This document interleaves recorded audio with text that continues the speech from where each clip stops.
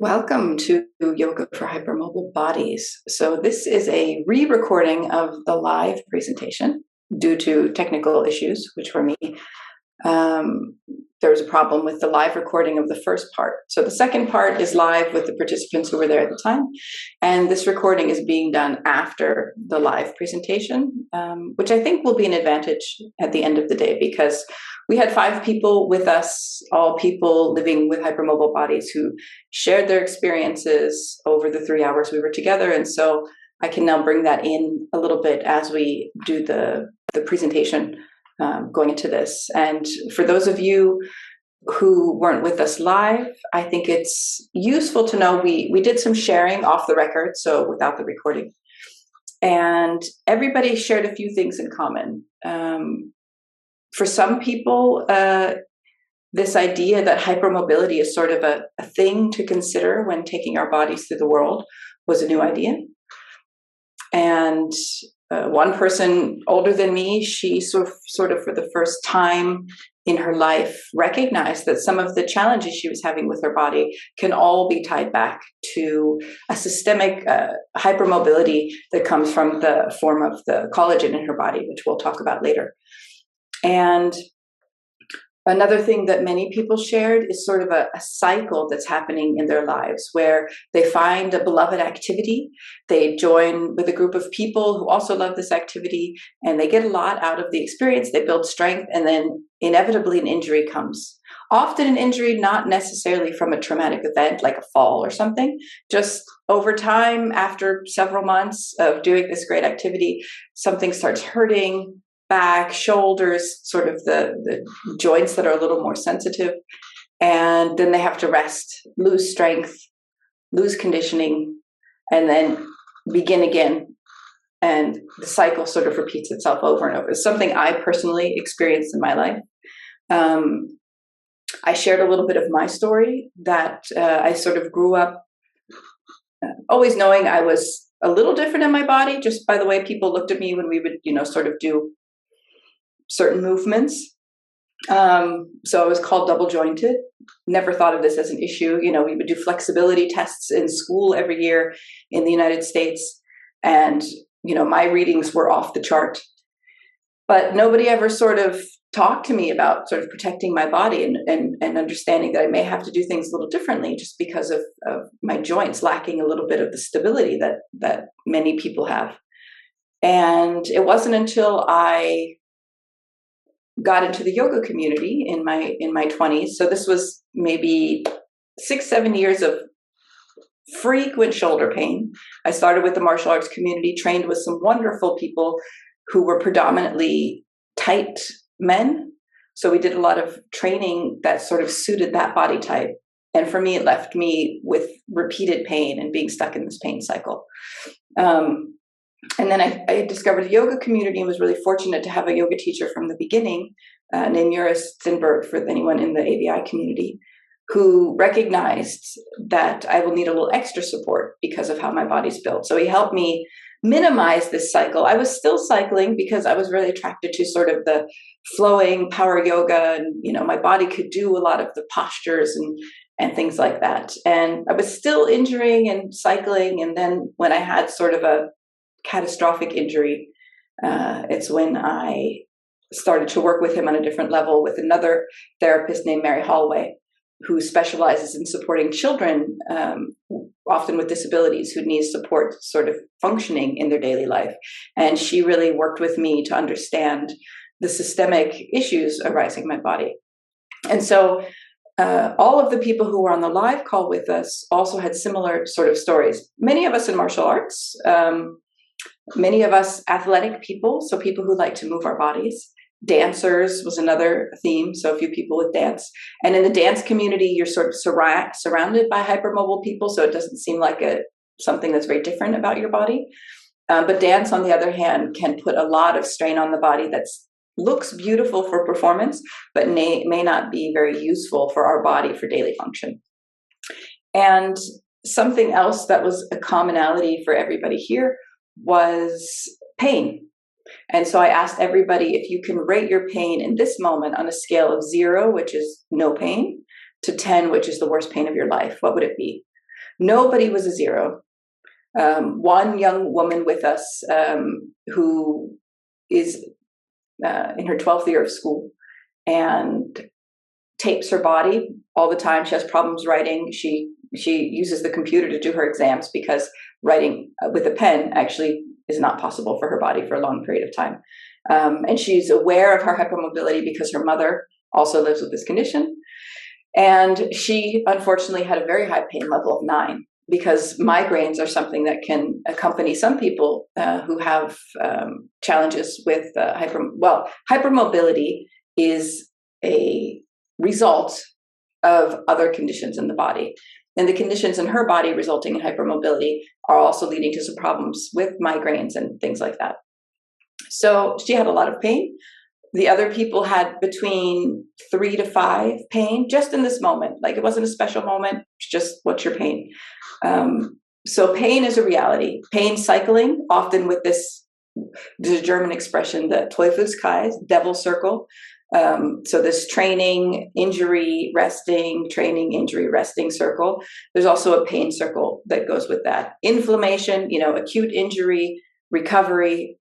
So other circles that are involved. So this circle behind me is a really nice guide symbolically for what we go through. So if you're living with hypermobility, I'm hoping that this sort of educates you, gives you some context to what you may be living through. There's many causes of hypermobility. We'll be talking a lot today about one particular cause, because this cause is sort of pervasive. It can affect and impact many aspects of our lives. And what for me is important that you take away is that as you approach any activity, yoga is this particular activity, but as you approach any activity in your life, you sort of take it through the lens of, oh, how can I do this with my body in a way that nurtures it, supports it, and breaks free of this cycle of pain and dysfunction. So let me just share my screen, and then I will share this presentation.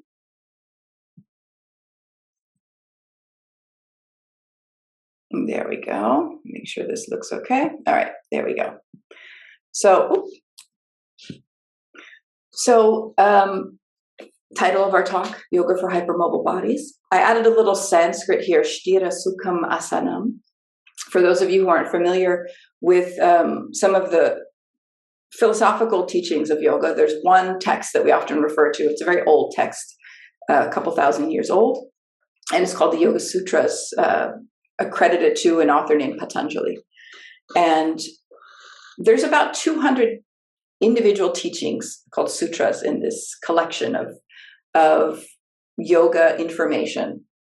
And in this collection, which is supposed to sort of represent the totality of yoga teaching at the time, there are about 200 or so sutras, and only 2 of these sutras actually mention yoga postures, which is very different than sort of how yoga is perceived in the West in particular today as a very physical practice. So the description of physical yoga practice, asana, there's 2 words that describe it, Sthira Sukham.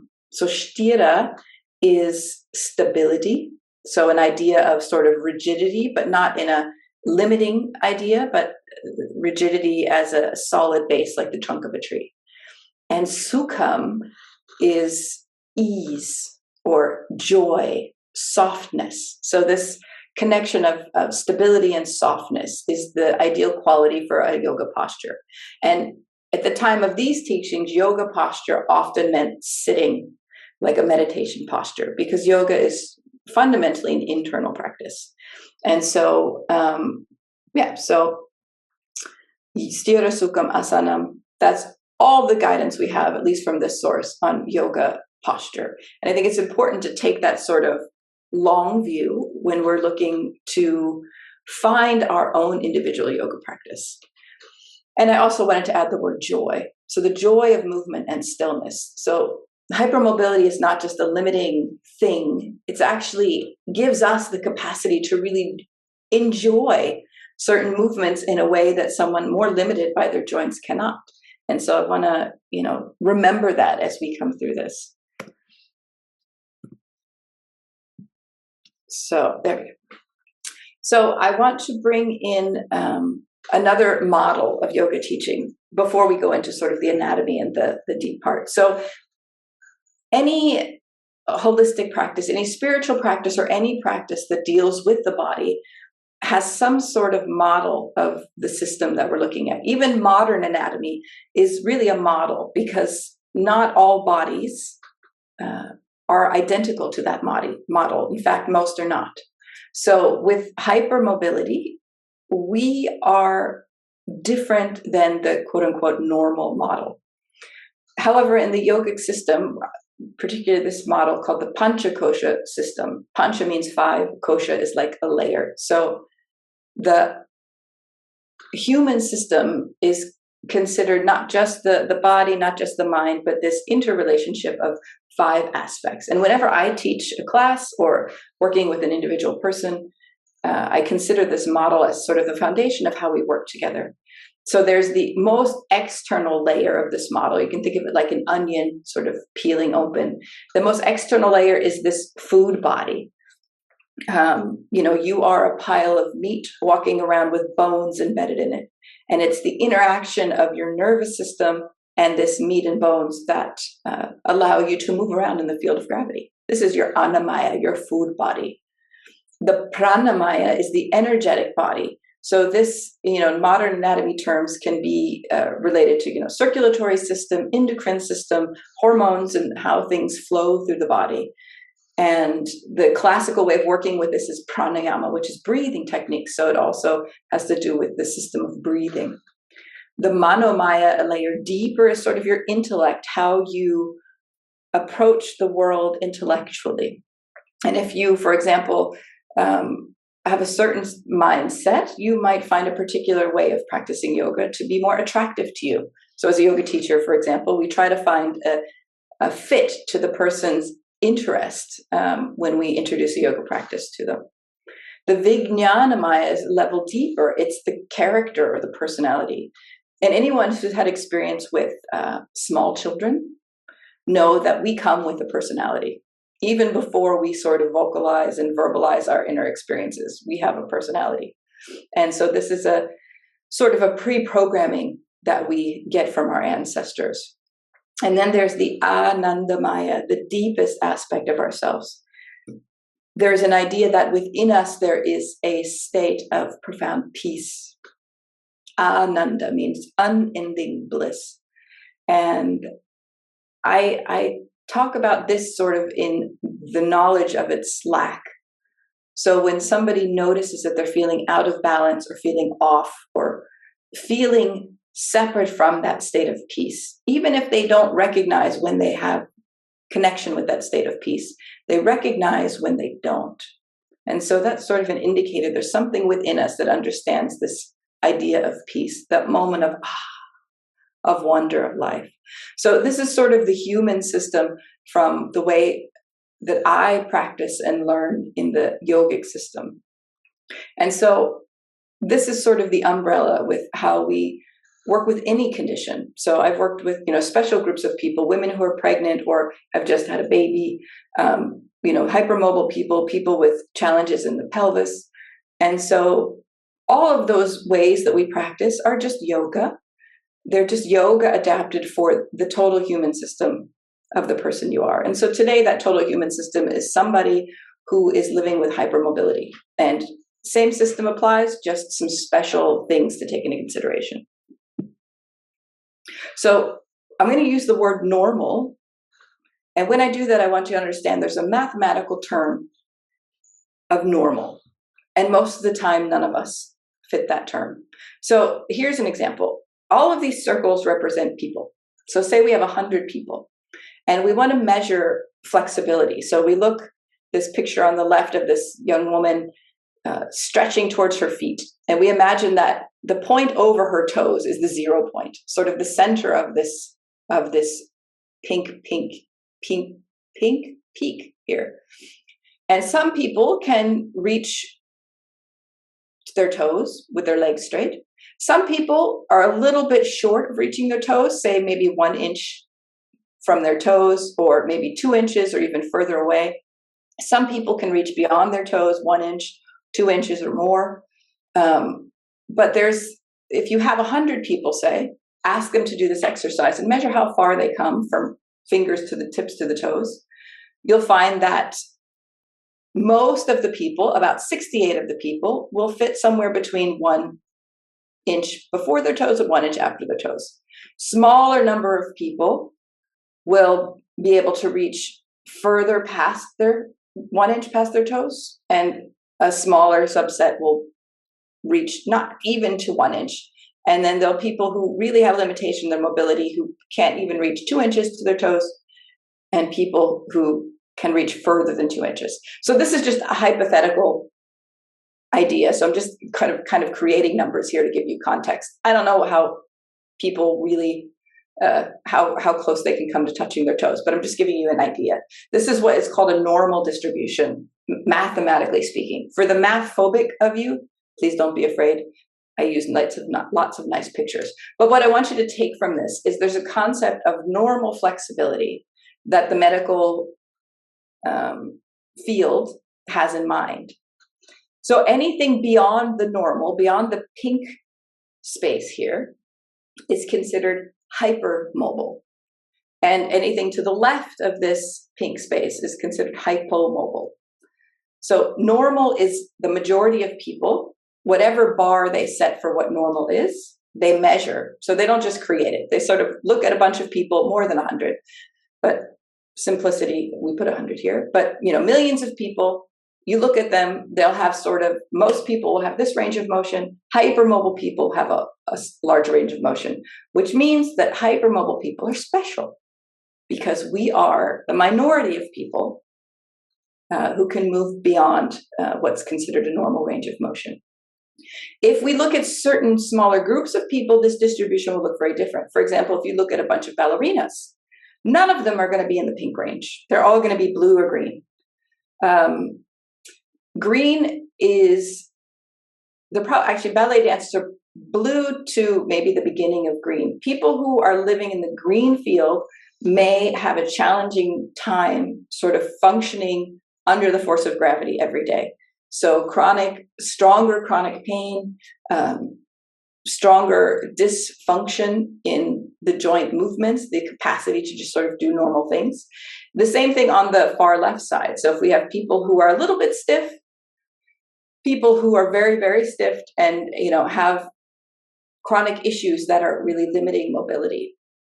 So we are on the right side and we are the few.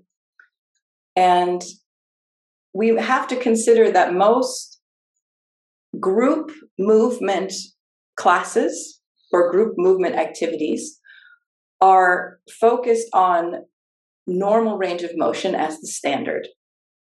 And this is why we need to be careful, knowing that our mobility is a bit different than most people. If we look in yoga classes, I'd say most yoga classes are sort of in this overlap between pink and purple on the right side.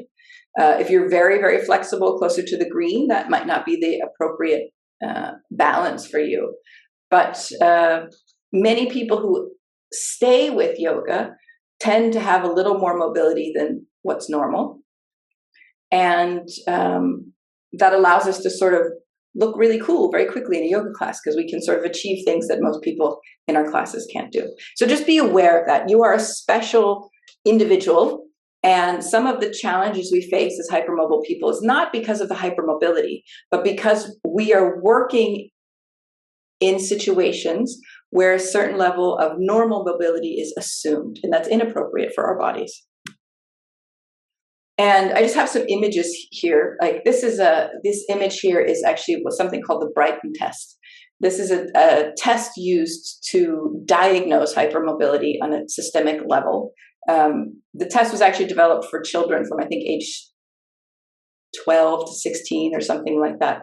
And it's 9 different measurements of passive mobility. So a doctor can sort of measure sort of how far your elbow hyperextends, if your thumb touches your wrist, if your pinky can come at 90 degrees to your hand, things like that. Touching the floor with legs straight. So that's one way of diagnosing. There are other ways that we can diagnose. Some conditions, for example, are genetic. And what this Brighton test really looks for is a particular aspect of hypermobility. So causes of hypermobility can vary, and they're not mutually exclusive. So you may have all of them or just one. The shapes of the bone themselves can create hypermobility. So it can create a larger range of motion. For example, some people's hips are built, like the connection between the legs and the hips are actually a little bit external. So for example, they can sit with the feet together and the knees open very, very easily, but cannot sit with the legs internally rotated quite so easily. So they can't sort of sit on their heels quite as easily. So that hypermobility and that range of motion is caused just by the way that the body is built. Low muscle tone, so your muscles can't sort of help stabilize the joints as well. This can be a side effect of other conditions in the body. Things like malnutrition in childhood can also cause some of these issues. And what we'll talk about here today is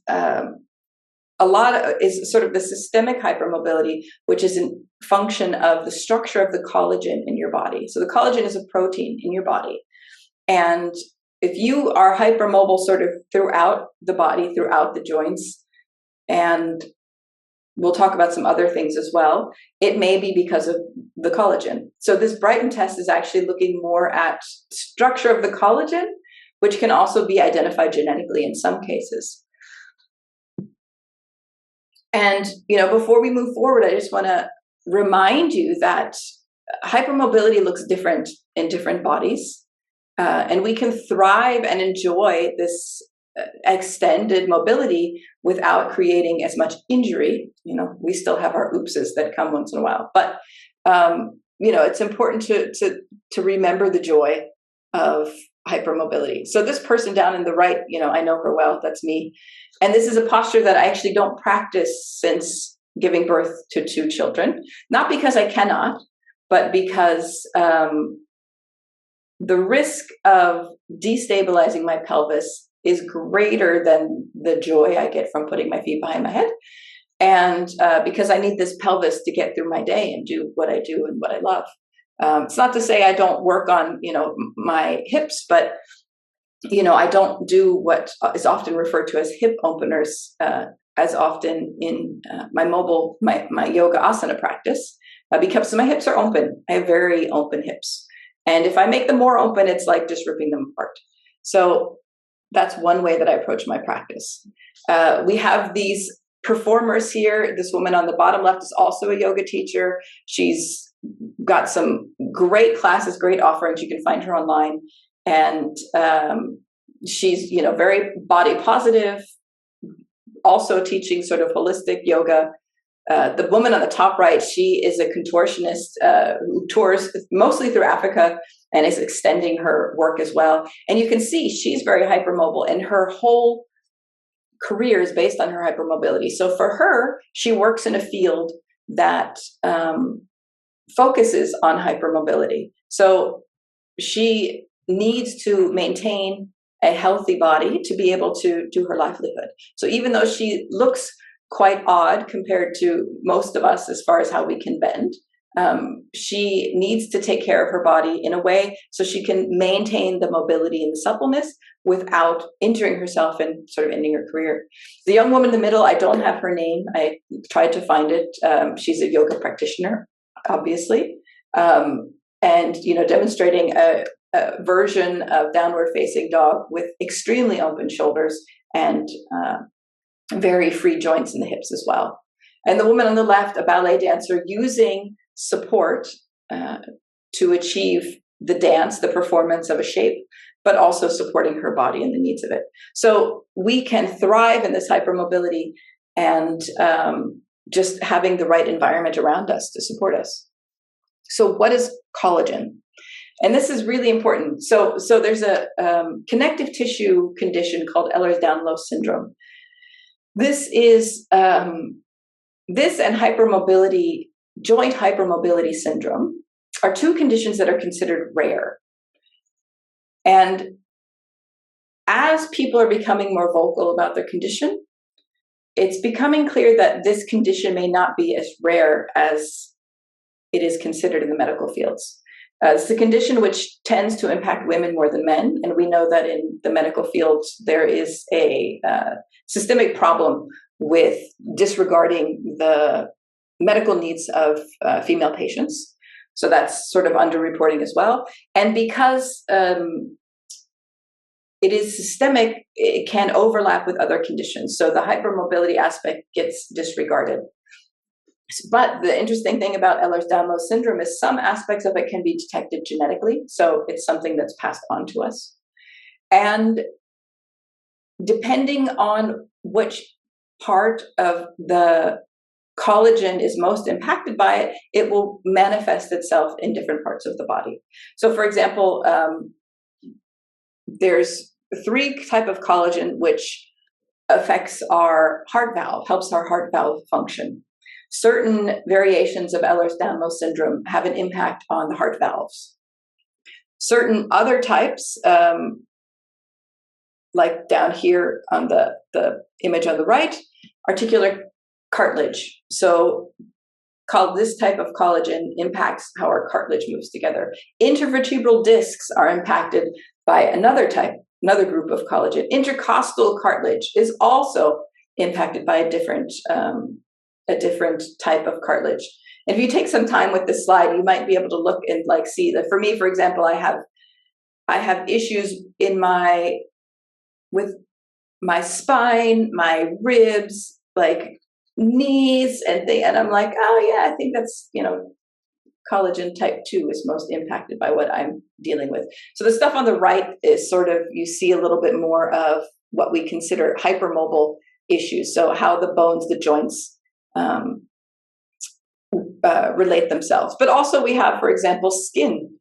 The collagen is responsible for repairing the skin. So some of us, me for example, have issues with scarring on the skin. One of the participants in the live class said everybody always told her what soft skin she had. And when she started doing research on hypermobility, she's like, oh, that could be why. So, the collagen is a hot topic in dermatology today for the aesthetic value. People taking collagen supplements and injections and things like that. Those are great, but they're not of much use to us because our collagen itself is special. So supplements do not replace the kind of collagen we have. We have a special collagen. So it is the primary building blocks of your skin, muscles, bones, tendons, ligaments, other connective tissue. It's in your organs, your blood vessels, your intestinal linings. It is everywhere. And so if we're hypermobile, it's important to look at sort of the systemic issues. So I, for example, don't have certain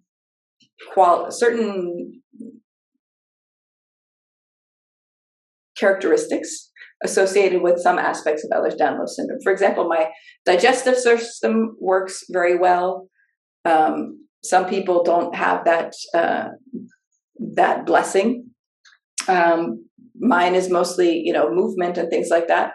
And at the same time, I have challenges like often twisted ankles. That was another common theme, by the way, that came up in the 5 people. Like one person just, judged herself as being clumsy because she stumbles a lot, not recognizing that a fundamental lack of stability in the ankles and feet was creating that extra challenge for her. And so stumbling is something that can happen. Even if we're working, even if we're stabilizing the feet and adding muscle, there's a fundamental lack of stability in that part of her body. And so sort of it was a way to sort of free her from that judgment. So what does collagen do? It does so many things. And just understanding how that works can help us take better care of our body. And hopefully by being able to take better care of our body, reduce this injury recovery cycle that we talked about, and help us thrive a little more in our daily life. And sometimes that thriving comes from doing less than of what we expected of our body without recognizing its special condition. And I've already said, I think, everything that's on here. So the reality of pain. So this wonderful flyer, I don't know if I can move my face here, but I'm moving it on my screen.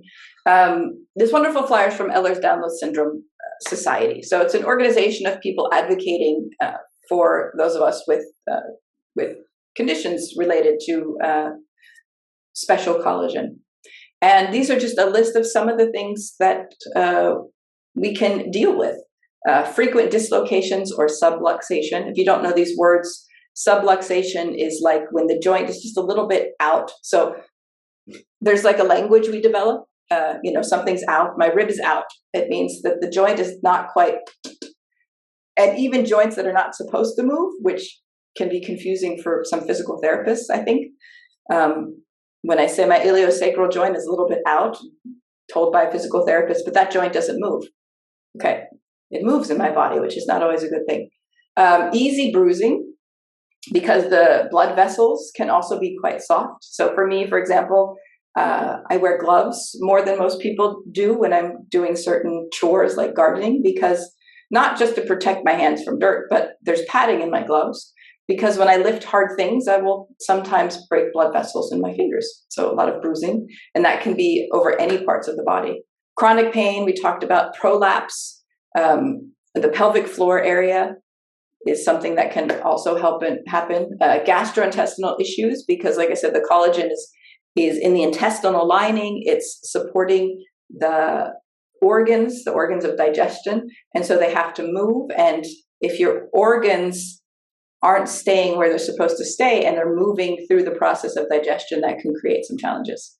Hypermobility. It's a result of Ehlers-Danlos syndrome. Like hypermobility is not the cause. Hypermobility is not the problem. It's a result of other issues. TMJ, which is the tension in the jaw here. Fatigue. And we'll talk about fatigue. That's a big issue. Sprains. Organ rupture. That's pretty extreme. Scoliosis. So the curving of the spine, because the body doesn't have the capacity to keep the support that the structure needs to stay erect. Can have issues with pregnancy, labor, and recovery. Scarring, which I mentioned. Prolapse of certain valves in the heart, and slow healing in general. So what we can do, understanding these special conditions, we can move our body in a way that reduces what pain can be reduced. So think about that. That's not a promise of like ending all pain. If there is something we can do to reduce pain, we can take the actions required to reduce pain. If we cannot stop certain pain because it's the result of something happening beyond our control, what we can do through yoga is learn to live with it in a way that does not take away so much joy and energy from our lives. We get support when we can. Just coming together with the 5 people who were here live with us, there was a lot of joy and just saying like, oh yeah, me too. Like, that is Sangha, what we call Sangha in Sanskrit. It means community of people who understand where you're coming from and maybe where you're going. And fundamentally, peace of mind is really what we're looking for. So that's what we're looking for in the yogic approach to hypermobility.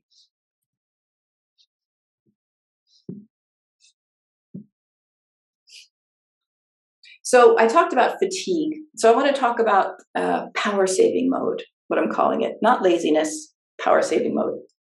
So many people who have challenges due to the structure of their collagen, they produce naturally more adrenaline, because if the blood vessels themselves are a bit soft, there's a risk that the blood doesn't flow properly through the blood vessels. It can do what's called pooling. So sort of the blood gets stuck at certain points.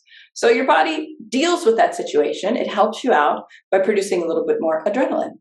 So this can create problems in sleep. So many hypermobile people are light sleepers, and that if it's challenging to get to sleep, and then once asleep, they're sleeping very lightly. And I know one side effect that I've observed in my body is that I remember so many dreams every night. And I just thought this was, I'd never really thought about it. And then as I was learning more and more about issues with collagen, that part of this is just that I'm not sleeping deeply enough to not remember my dreams, basically. So if I take some melatonin or something to help with sleep, I don't remember many of my dreams at all. But normally, without any sleeping aid, I am not sleeping quite so deeply. So something that can help with this, first, there's something called adrenaline blockers, which can be prescribed and help. Also, of course, practicing as much good sleep hygiene as you can. So, TV at night is not a good thing for my body because it just sort of keeps that energy lifted. Keeping your schedule as regulated as you can, sleeping longer. So I need more sleep because I'm getting less quality sleep. So more of less quality sleep helps me out a little bit. Something that was extremely valuable for me also was conscious resting. So what we call yoga nidra. And this is lying down and learning the practice of lying down, resting deeply, and staying awake. This for me has sort of helped overall with sleep quality in that, I don't know, my body's probably releasing adrenaline just as much as it ever did. But what I notice by practicing conscious resting, it helps me go to sleep easier and stay asleep better. So there are ways to sort of work with and work against what your body is doing to sort of help you out in its process. And this is another reminder: the body is not the enemy here. We have a body; it's beautiful. It's gotten us through this life this far, and it's trying to help us out. This adrenaline production is not to stress us out; it's really to help us out. And of course, recognizing the impacts of adrenaline. If you are constantly getting a little bit more adrenaline than most people, you might find hypermobile people have quite an outgoing and energetic personality because they're going. We'll talk a little bit about that a little bit later on in the consequences of that, in that it's hard to rest until we are completely drained. So this is another cycle, this sort of going, starting to feel a little tired, but we keep getting adrenaline and we're very sensitive to adrenaline. So we keep pushing through and we can push. I was a great astronomer. I could stay up for days. And then finally we have what's called adrenal fatigue and boom, pass out. So it's not even sleeping, it's exhaustion. So it's another layer. During the live talk, I said it's like Dante's hell. We have the circle of pain, or the circle of training, injury, resting, training, injury, resting, and then the cycle of pain that goes with that. And then we have the cycle of sleep and adrenaline. So all of these sort of layered complexities of our beautiful bodies. Another really interesting factoid that I want to share with you. This is again from the Cleveland Clinic, which has a beautiful set of resources on hypermobility. And they quote some wonderful research. This is from a researcher, I don't have his name in front of me, but he works primarily with populations of hypermobile people. And he said that muscles in those with Ehlers-Danlos syndrome, which has a lot of hypermobility, or joint hypermobility syndrome, have to work at least twice as hard as a non-hypermobile person to achieve the same task. So an exercise program is extremely important for us just to do what we need to do in our daily life. We're not even talking weightlifting and things like that. We're just talking we need to open a jar. It's going to require more from your body to do that than a person who's not. So we need to ensure that muscles are kept 50% stronger than the normies. So even though we have this cycle of training, injury, recovery, we need to find a system that can help us build up and maintain muscle strength to support just getting through life. So rest and pacing. So resting is important. We talked about sleep and things like that. Pacing is something that's extremely important. So pacing means understanding what your what you can do daily without exhausting yourself, figuring out what that baseline is so that you can do this level of activity repeatedly and regularly without exhausting yourself. So, these like fitness trackers and things can be a blessing and a curse because, you'll get advice about what your setting should be. So what your goals should be. And with bodies like ours, our goals need to be different than sort of the typical person. So they can be really great if you understand what your recommended baseline is. If you don't understand your baseline, you're going to be continually setting a pace too high. You're going to crash and start a cycle. So now we have even activity watch cycle. So these can be great if you ignore the advice, watch your rhythms through your own life. So if you start to see this cycling, maybe, see if your baseline lies somewhere in between the peak and the minimum. And the goal is to be able to do things without making conditions worse, without increasing pain, without increasing fatigue. This is the baseline. So what we can do if we wake up in a day, we can start to feel, is today a high energy day or a low energy day? And respond accordingly. So if it's a low energy day and you're behaving as if it's a normal day or a high energy day, you're going to deplete yourself even quicker. And if it's a high energy day, then, see what we can achieve without sucking the life out of ourselves, as I like to say. So the fatigue that we feel in our bodies has different factors. So it can be caused from different things. So a dysfunction in the immune system, that's this first long word, muscle weakness, micro injuries. So this thing like, I stumbled, I'm fine, it's fine.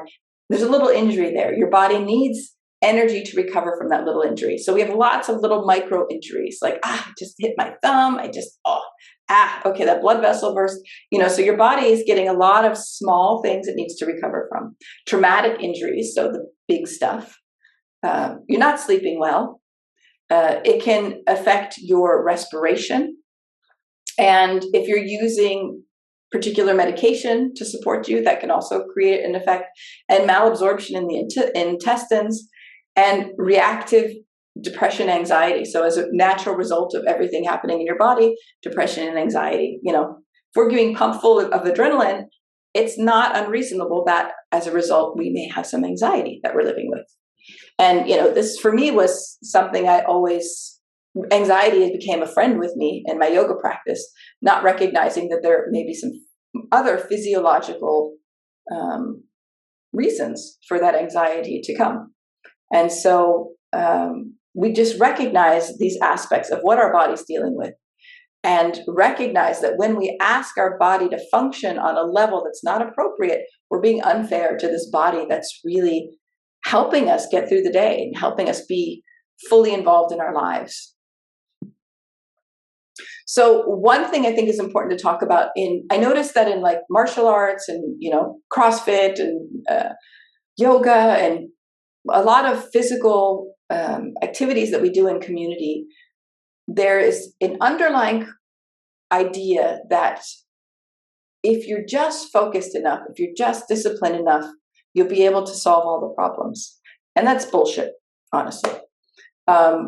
Because it depends on what conditions you're dealing with. It's a nice way of saying bullshit is it's a really ableist attitude, as if you can control every aspect of your life. Not even just physically, just, socioeconomically, enough time, enough money. Recently on a social media post, somebody said, an hour is not enough time to do a proper yoga practice. Like for who? Like yoga is only for people who have 3 hours of spare time a day to like dedicate to their spiritual practice. Some of us have other demands in our life. So this is sort of the reminder that you deserve support and you may need support throughout the day to help you do what's most important to you. And that's the perspective of yoga. What is it you want to do with your yoga? If what you want to do with your yoga is become good at yoga postures, that's one thing. For me, I want to live my life more fully as possible. I want to be involved in my own life. And that life, has different directions. So my yoga practice supports my life. So defining your definition of what your practice is about is important. I've had a yoga practice that helped me get through my dissertation, finish my doctorate. I've had a yoga practice that helped me work in a very highly competitive, high energy environment, maybe called toxic. I've had my yoga practice support me through having children and continuing to raise children. All of these things, being able to travel, to hike, to do all these things. So figure out for yourself, or at least consider the question for yourself, what is the point of my practice and what does my practice look like? This is important. Maybe my practice today is just having a clear state of mind as I deal with some things I don't feel like dealing with. Externalized support for our bodies is really important. So in these images here on the right side, these black little things, I have actually this one here, and that one I haven't used yet. But this is just to open screw tops.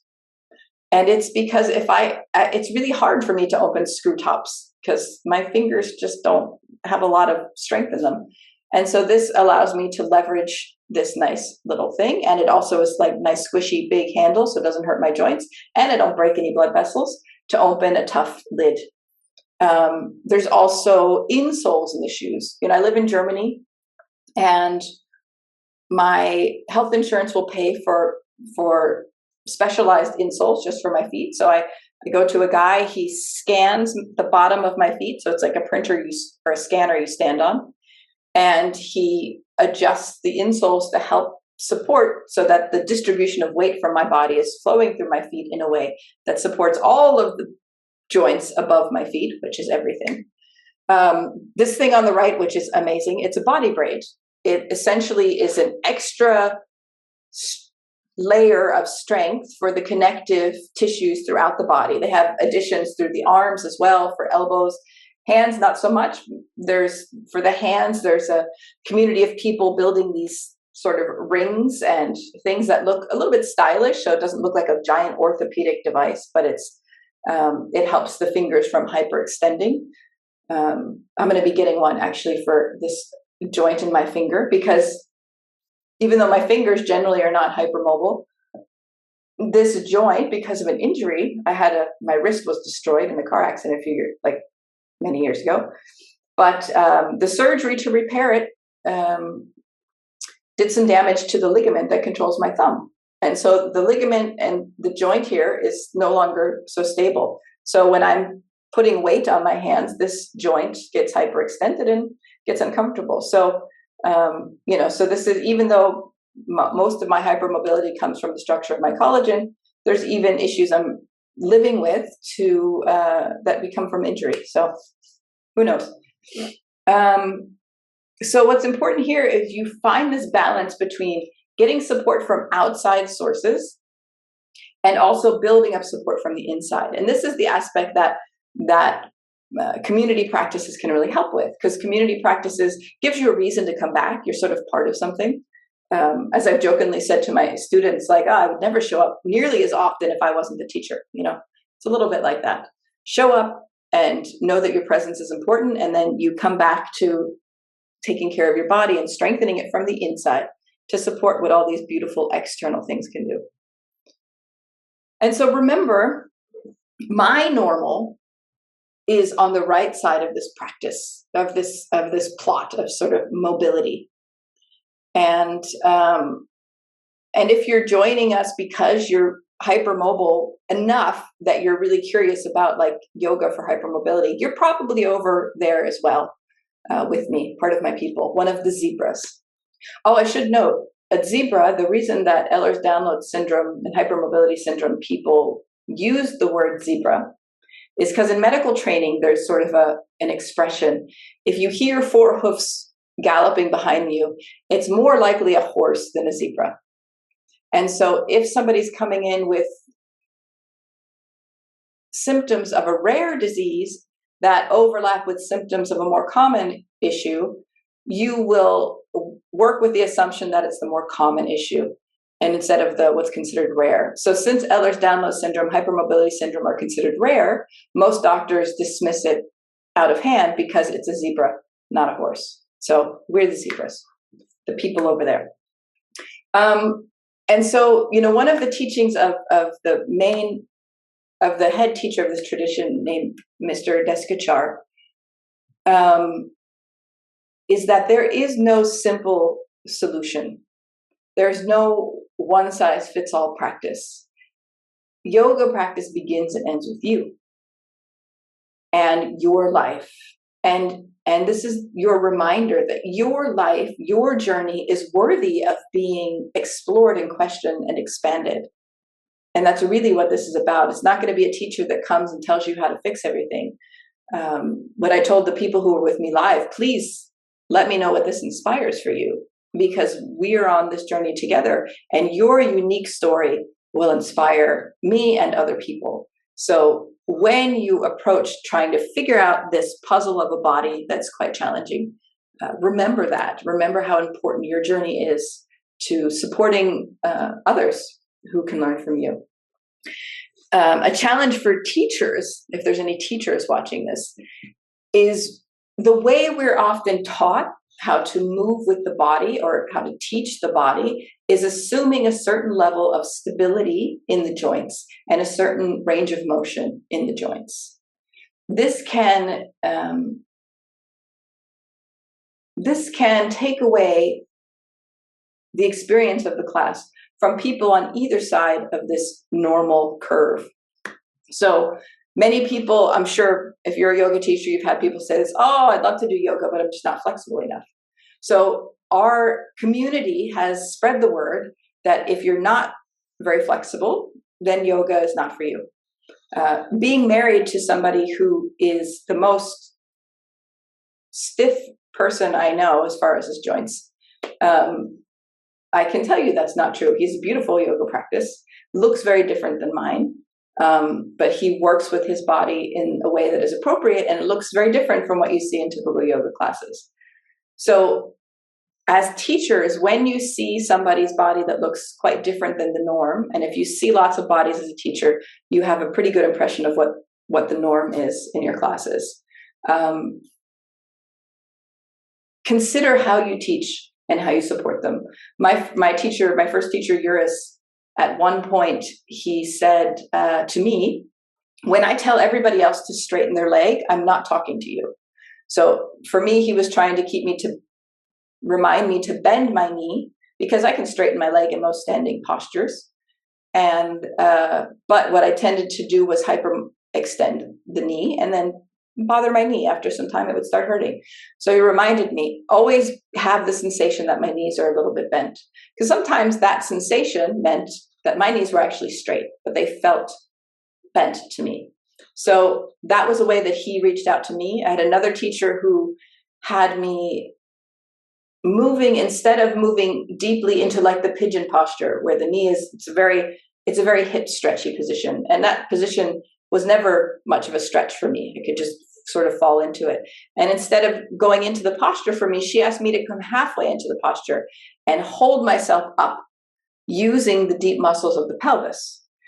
So it looked very different. Everybody else was, trying to go down and down and down. No, you don't go down. You come up and hold your body and then see what happens from there. And so she worked with some great adaptations because she saw that my body was a little bit different. So be the teacher who offers that and also reminds the person, like, you're not some kind of freak. This is just your body. And, I want to make my class fit that. Another thing that I've done more and more as a teacher, unless I'm teaching to a specific audience who wants to learn it, I'm very rarely doing sort of extreme range of motion postures in my group classes.